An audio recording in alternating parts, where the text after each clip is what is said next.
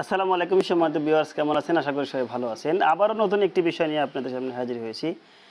শিক্ষকতা পেশাকে আকর্ষণীয় করতে ভালো বেতন সমর্থন করেন ৯৭%। ভালো বেতন দিয়ে শিক্ষকতা পেশাকে আকর্ষণীয় করতে হবে। আপনিও কি এই কথার সঙ্গে একমত? এমন প্রশ্নের ৯৭% মানুষ সমর্থন জানিয়েছেন। দেশের শিক্ষা বিষয়ক পূর্ণাঙ্গ ডিজিটাল পত্রিকা দৈনিক শিক্ষা.com পরিচালিত এক জরিপে এই তথ্য উঠে এসেছে। জরিপে অংশ নেওয়া ২% মানুষ এর বিপক্ষে মতামত দিয়েছে। এছাড়া বাকি ১% মানুষ এর পক্ষে বিপক্ষে কোনো মতামত দেননি।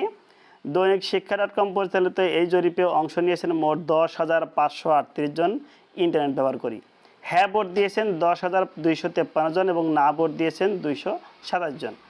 গত ৩ মে দুপুর থেকে শুরু হয়ে ৫ মে বিকাল পর্যন্ত দৈনিক শিক্ষা.com-এর ওয়েবসাইটে এই বিষয়ে একটি জরিপ চালানো হয়।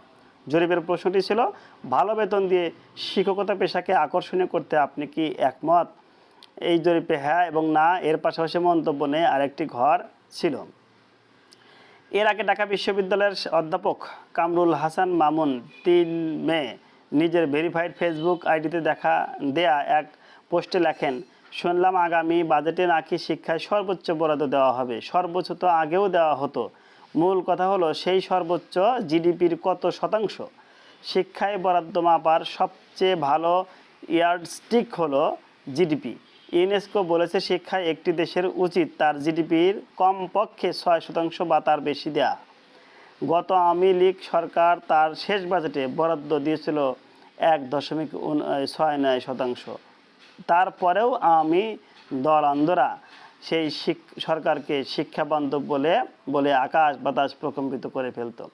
যিনি বলেছেন এইবার শিক্ষায় সবচেয়ে বেশি বরাদ্দ দিবেন, তিনি সেই অতিরিক্ত বরাদ্দ কি খাতে খরচ করবেন শুনে আমার মাথায় পানি ফোটার মতো টকবক উঠছে।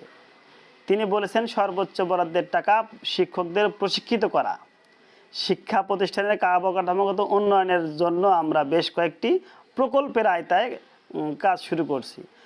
নতুন ভবন নির্মাণ, আধুনিক ল্যাবরেটরি ও কম্পিউটার ল্যাবরেটরির কাজ হচ্ছে। প্রতিটি শিক্ষা প্রতিষ্ঠানে এক বা একাধিক মাল্টিমিডিয়া ক্লাসরুম চালু করার কাজে ব্যয় হবে। ওনারা কি কসমেটিক প্রজেক্ট ছাড়া আর কিছু চিনেন না? সব কিছুর আগে দরকার হলো ভালো শিক্ষক নিয়োগে মেগা প্রজেক্ট নেওয়া, যাতে শিক্ষকতা পেশাকে আকর্ষণীয় হয়। যদি সেটা করা হয় তাহলে স্বয়ংক্রিয়ভাবে আমরা ভালো মানের শিক্ষক পেতে শুরু করব।